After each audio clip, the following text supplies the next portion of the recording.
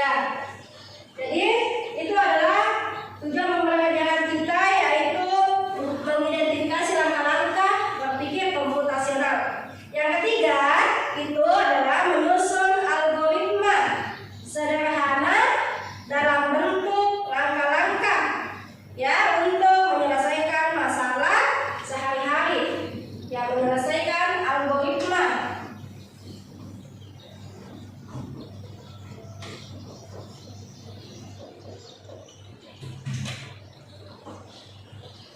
Ya, jadi ketiga tujuan pembelajaran kita hari ini akan dibahas mulai nanti dari sebelum dan sampai selesai pelajaran.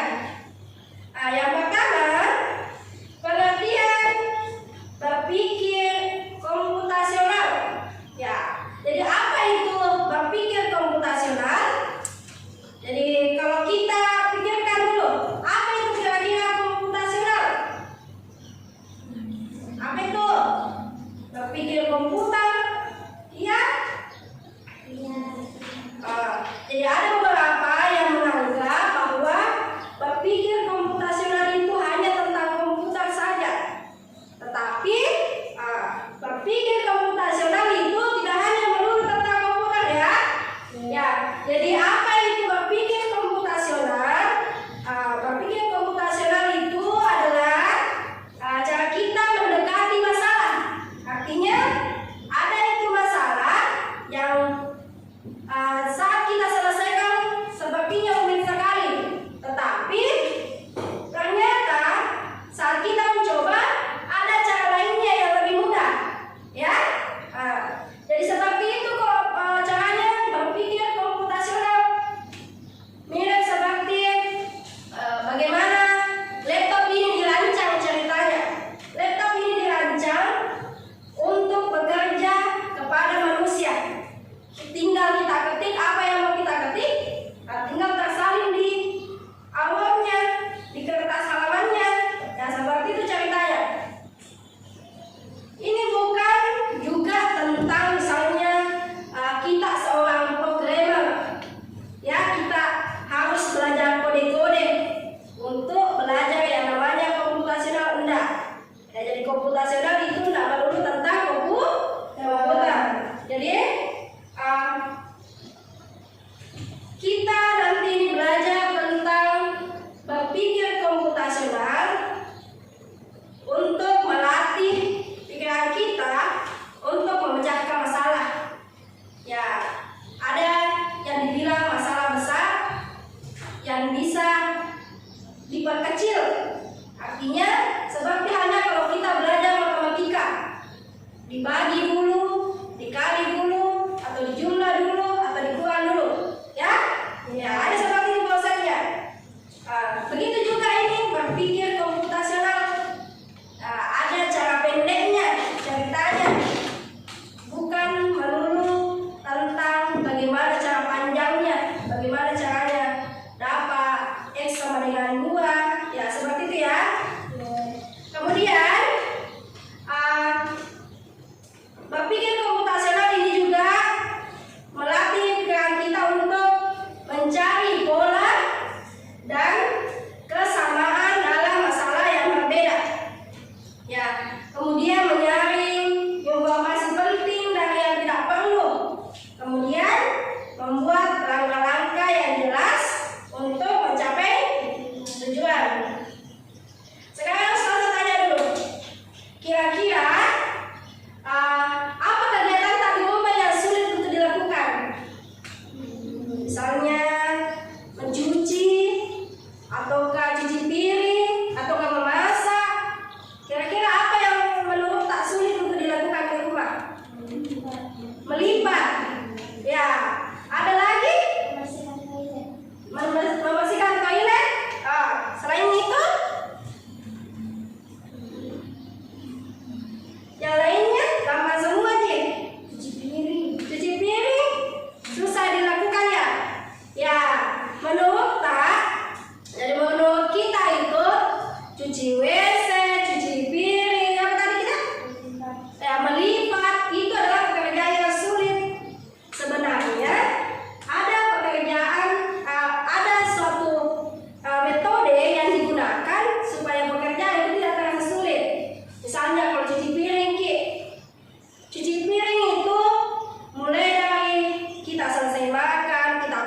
piringnya, kita bersihkan sisa-sisa makanan, kemudian kita cuci pakai sabun, kemudian kita pakaikan air mengalir.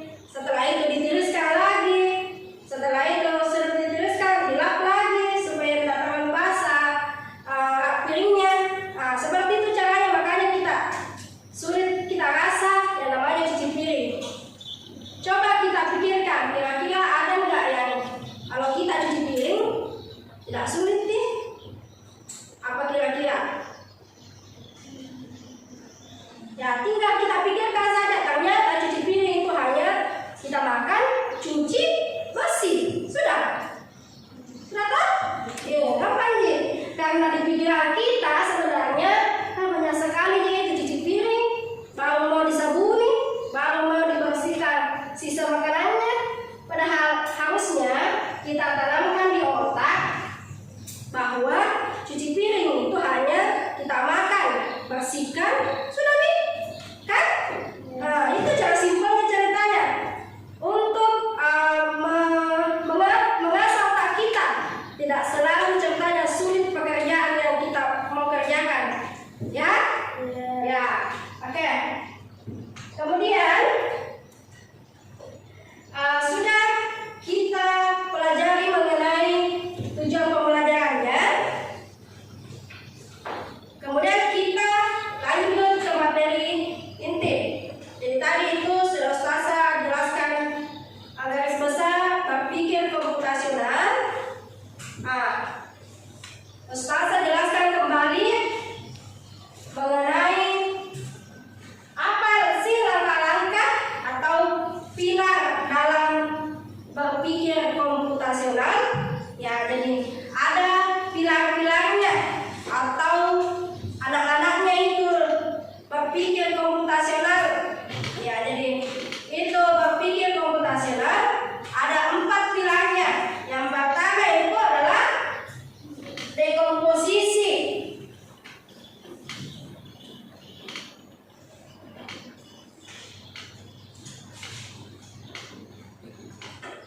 Ya, yang pertama itu adalah dekomposisi. Jadi dekomposisi itu memecahkan masalah. Ya, seperti tadi halnya kita mencuci piring, kita pecahkan masalahnya.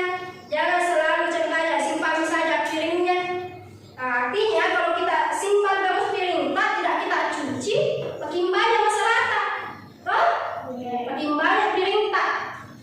Akhirnya makin sulit juga kerja, kan? Ya, seperti itu. Itu namanya dekomposisi, pemecahan masalah. Mengapa penting kita berpikir dekomposisi? Itu supaya kita bisa merasa bahwa masalah tidak terlalu menakutkan. Ya, lebih mudah untuk memulai dan membantu kita merencanakan pekerjaan dengan baik. Ya, jadi saat kita menerapkan pilar pertama itu yaitu dekomposisi, nah, itu artinya kita sudah ada pegangan tak, artinya kita bisa memecahkan masalah tak sendiri, ya. Nah, kemudian yang kedua, pilar kedua itu adalah pengenalan pola. Ya, jadi tadi setelah kita memecahkan masalah,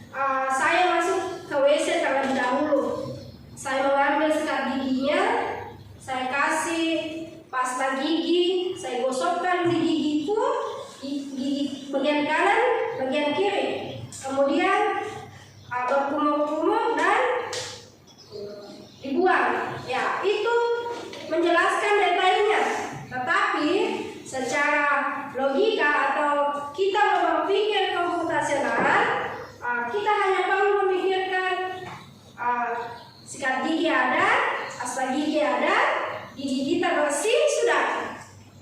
Itu yang harus kita tanamkan di pikiran kita, bahwa semua pekerjaan sebenarnya mudah, tidak selalu terasa sulit. Ya, yang bikin sulit itu imajinasi kita, pikiran kita yang mengarah bahwa satu pekerjaan ini ternyata sulit. Mau tidur harus sikat gigi. Kenapa sih sikat gigi sebelum tidur? Yang bikin malas sikat gigi itu baru mau ke WC, baru mau digosok giginya. Itu yang kasih malas kan? Biasa. Nah, jadi itu beberapa contoh abstraksi atau mencari informasi penting, hanya informasi pentingnya saja. Ya, kemudian pilar yang keempat adalah algoritma. Ya, langkah-langkah penyelesaiannya. Ya, kita sudah dapat masalahnya, kemudian kita menentukan bagaimana langkah-langkah menyelesaikannya. Jadi apa sih itu algoritma? Algoritma adalah kumpulan instruksi atau langkah-langkah yang jelas dan berurutan untuk menyelesaikan suatu masalah atau mencapai suatu tujuan. Ya, urutan langkahnya itu setiap langkah harus jelas dan tahu apa yang harus dilakukan selanjutnya. Contohnya resep memasak. Ya, kita tahu saat kita memasak mau menggoreng telur menggunakan bumbu, yang pertama apa yang kita sediakan dulu? Apa yang kita sediakan dulu? Telur atau panci? Panci. Panci. Apa lagi? Apa lagi? Telur. Kemudian? Tergantung ya, beda cara pengerjaannya. Ada yang mau digoreng saja, tidak ada yang mau diceplok. Ya, tergantung ya. Ya, ternyata saat kita berpikir komputasional itu ada langkah-langkah yang harus diselesaikan atau yang harus dipikirkan. Ambil dulu telur deh di kulkas, kemudian sediakan panci kepada si Nenek nih, kemudian ceplok nih telurnya, selesai. Itu namanya menjelaskan bagaimana langkah-langkah penyelesaiannya. Kemudian contoh penerapannya, misalnya itu menyusun jadwal belajar. Misalnya hari Senin itu saya belajar matematika, bahasa Indonesia, Hafiz. Jadi kalau di sekolah sebelum hari Senin saya harus apa? Misalnya saya malamnya sediakan buku, periksa apakah ada PR besok, apakah ada catatan yang tertinggal, ya. Kemudian contoh lainnya misalkan itu seperti tadi kita membaca suatu buku, kita harus memahami apa yang ada di cerita tersebut, tidak hanya tahu apa kata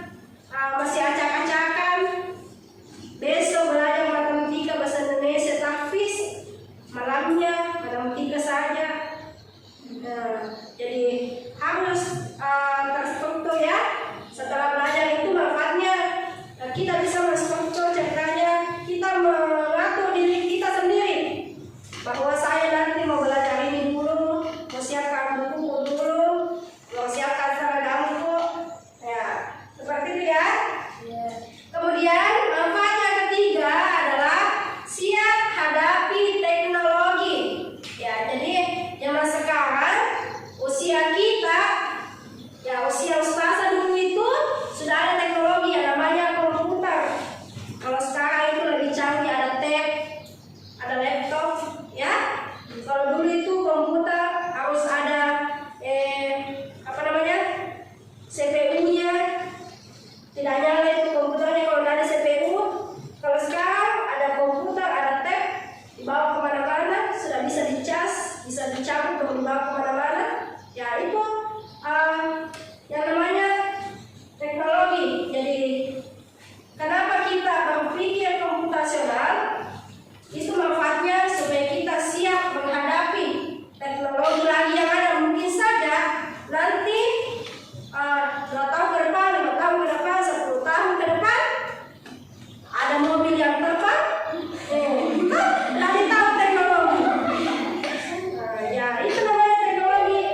Yang namanya berpikir komputasional itu harus kita tangkap bahwa anak zaman sekarang harus siap namanya teknologi. Di Cina itu kalau kebakaran tidak ada mobil kebakarannya begitu yang lewat kemacetan. Mobil kebakarannya itu ada tangannya yang bisa melewati banyaknya mobil, nggak bisa menghadapi kemacetan ceritanya. Di Cina itu papan tulisnya sudah bisa di touch, bisa disentuh.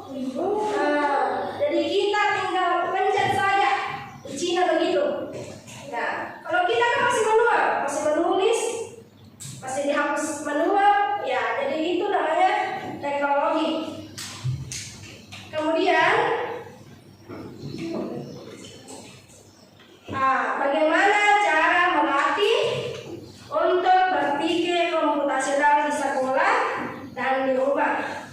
Ya, yang pertama di sekolah dulu. Proyek kelompok yang membutuhkan pembagian tugas. Kemudian permainan logika dan teka-teki dan membuat daftar langkah-langkah untuk percobaan sains atau diskusi kelas.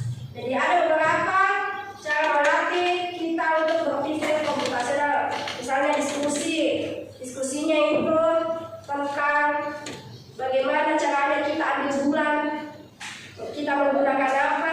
Ya itu kita berpikir sebenarnya sulit sekali bisa diambil bulan. Ya itu namanya berpikir komputasional. Kemudian di rumah bermain game. Itu bermain game menggunakan papan strategi atau Lego. Ya, misalnya kita punya Legonya itu berisi soal-soal. Misalnya kita pasang Lego pertama, tidak kita cocokkan dengan Lego kedua. Apakah soal pertama dengan soal kedua bisa dijawab, baru bisa juga dipasang, ya? Ya begitu. Kemudian, ya kesimpulannya, yuk latih berpikir komputasional dengan 4 dasar pilarnya. Ya, apa tadi yang pertama? Dekomposisi. Yang kedua, pengenalan pola. Yang ketiga, abstraksi. Kemudian yang keempat, apa? Algoritma.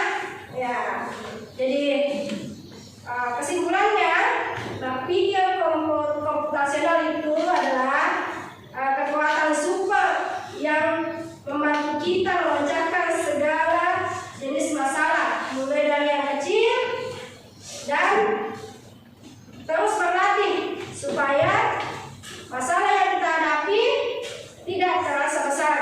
Ya, sekarang Ustazah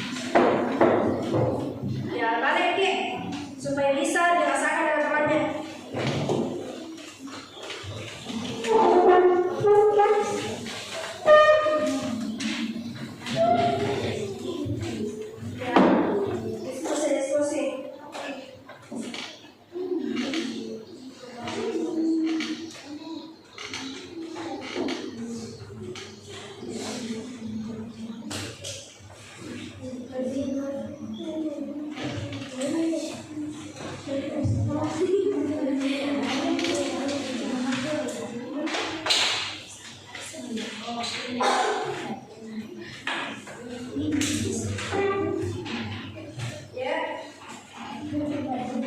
Nah, semua satu kelompok. Semua.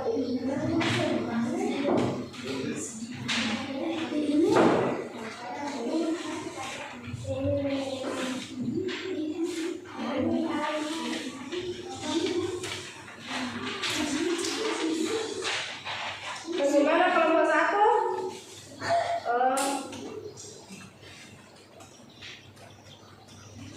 Oke.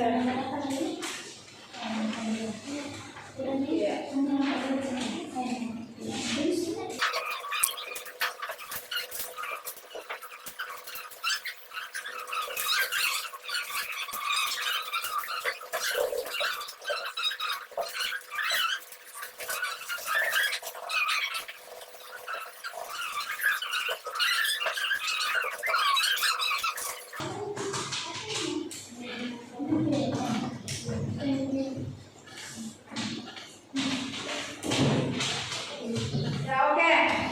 Sudah selesai semua ya kelompoknya? Nah, silakan kita akan mempresentasikan hasil dari kelompok, hasil dari masing-masing kelompok. Iya. Tadi sudah bagikan nomor kerja siswanya. Yang pertama itu adalah kelompok satu. Ya, silakan kelompok satu untuk membacakan hasil diskusi bersama dengan kelompoknya. Nah, silakan semua naik. Ya, ada semua.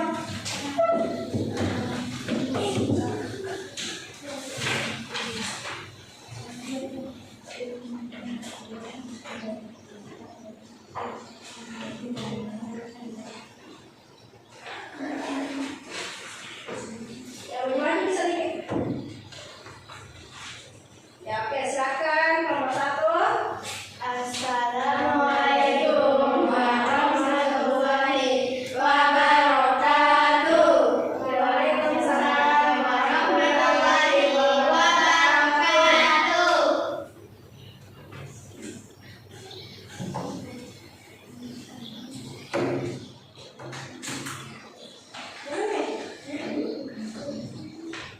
Kami dari kelompok satu ingin mempresentasikan lembar kerja kelompok kami. Ya. Satu, apa itu berpikir komputasional? Tuliskan pendapatmu. Cara kita mendapati masalah dengan seperti bagaimana komputer dirancang untuk bekerja. Ya. Dua, menurutmu bagaimana cara menyelesaikan masalah yang rumit? Berpikir positif. Bagian B. Langkah 1, dekomposisi. Pisahkan masalah menjadi tugas-tugas kecil. Ayah memotong rumput, ibu membersihkan halaman rumah, kakak mencuci piring, saya menyapu, adik mengepel. Langkah 2. Apakah ada pola waktu atau tugas yang bisa diulang setiap hari? Menyapu, mencuci piring, mengepel, melipat baju. Langkah 3. Apa informasi penting yang perlu diperhatikan? Apa yang bisa diabaikan? Yang perlu diperhatikan adalah menentukan hari. Yang bisa diabaikan adalah memilih sapu yang berwarna pink.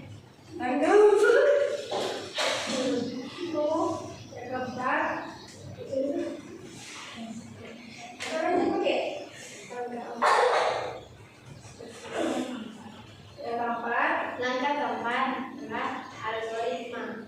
Susun langkah-langkah untuk menyelesaikan jadwal bersih-bersih rumah seperti menyapu, mengepel, cuci piring, melipat pakaian. Bagian C, coba sendiri.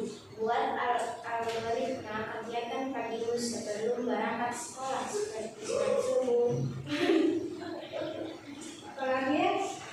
Mandi, pakai seragam, sarapan, berangkat sekolah. Ya. Cara? Ya, sudah. Nah, itu tadi hasil diskusi oleh kelompok satu. Kelompok dua, ada yang menanggapi? Atau ada yang mau bertanya?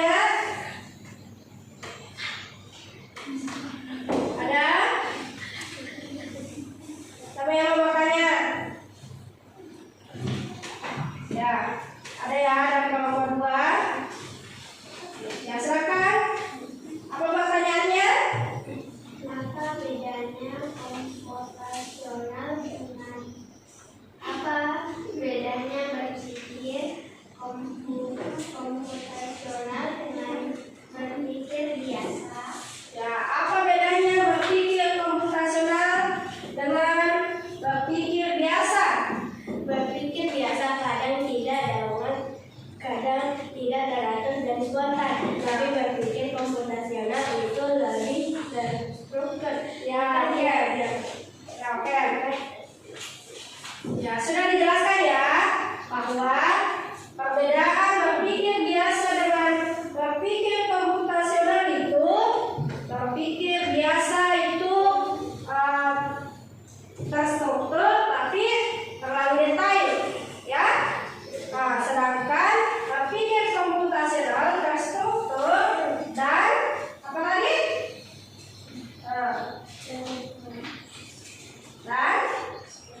Dan spontan sesuai dengan keinginan kita, ya. Kemudian, oke, silakan, masih ada lagi? Tidak ada? Ya, oke. Silakan kelompok 1 turun di kelompoknya. Kemudian kelompok 2.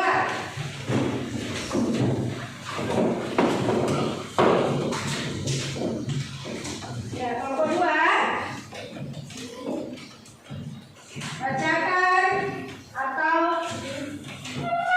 presentasikan hasil kelompoknya. Ya,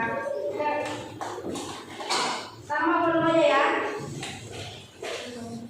Assalamualaikum warahmatullahi wabarakatuh. Ya, Waalaikumsalam warahmatullahi wabarakatuh. Kami dari kelompok 2 akan mempresentasikan sifat kerja kami. Bagian A, pahami dulu yuk. Apa itu berpikir komputasional? Tuliskan pendapatnya. Ya, tambah soalnya, tambah volumenya. Komputasional adalah cara kita mendekati masalah, mirip seperti bagaimana komputer dirancang untuk bekerja. Ya, 2. Menurutmu bagaimana cara menyelesaikan masalah yang rumit? Memecahkan masalah besar menjadi bagian-bagian yang lebih kecil dan mudah dikelola. Bagian B, aktivitas kelompok. Masalahnya, kamu ingin membantu ibumu menyelesaikan zona selama seminggu. Pisahkan masalah menjadi tugas-tugas kecil. Jika masalahnya menyusahkan kamar yang berantakan, maka pecah jadi merapikan tempat tidur, mengumpulkan sampah, menyapu lantai, dan menata mainan. 2. Apakah ada pola waktu atau tugas yang bisa diulang setiap hari? Ada. Pola waktu atau tugas itu adalah menyapu, mencuci piring, merapikan kasur maupun merapikan mainan ataupun mencuci baju. Ya.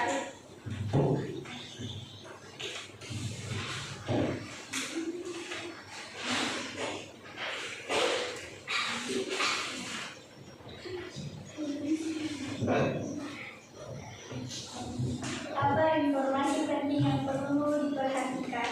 Apa yang bisa diabaikan? Yang perlu diperhatikan, menyapu, mencuci piring, ataupun membersihkan rumah. Yang bisa diabaikan, menyapu, memakai sepatu pink, ataupun memakai pel biru. Susun rata-rata untuk menyelesaikan jadwal bersih-bersih rumah. 1. Merapikan tempat tidur, mencuci piring. 3. Membereskan mainan. 4. Menyapu. Sudah? Belum? Oh ya. Lagi. 2.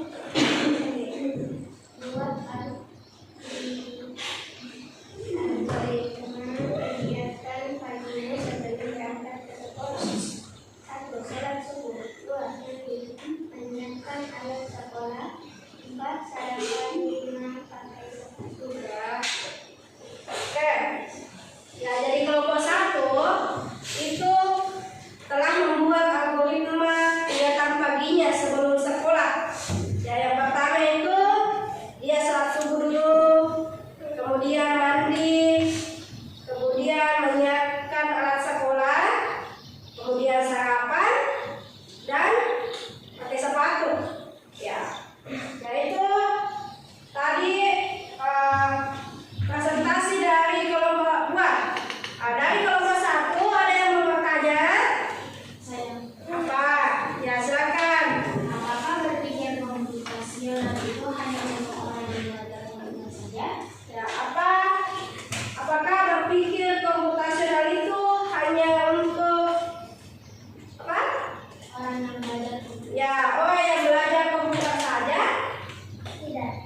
Berpikir komputasional bisa dipakai oleh semua orang dalam kehidupan sehari-hari. Misalnya, kamu bisa pakai saat merencanakan perjalanan, mengatur waktu belajar, bahkan saat bermain game. Meskipun asalnya dari ilmu komputer, tapi manfaatnya sangat luas. Ya, jadi berpikir komputasional itu tidak selalu tentang komputer, ya. Nah, jadi bisa saja saat kita menjadwalkan jadwal kita menggunakan teknologi. Misalnya kita pasang alarm jam segini harus bangun, kita buka Maps untuk melihat petunjuk arah, ya itu tidak melulu tentang komputer. Bisa jadi ada hal-hal lain, misalnya kita mau ke rumahnya teman kita, yang kita tahu jalanan ini ke sini, belok kanan, belok kiri, nah begitu ya. Ya oke. Masih ada pertanyaan dari kelompok 1? Tidak ada. Tidak ada? Tidak ada. Tidak ada? Tidak ada. Ya oke.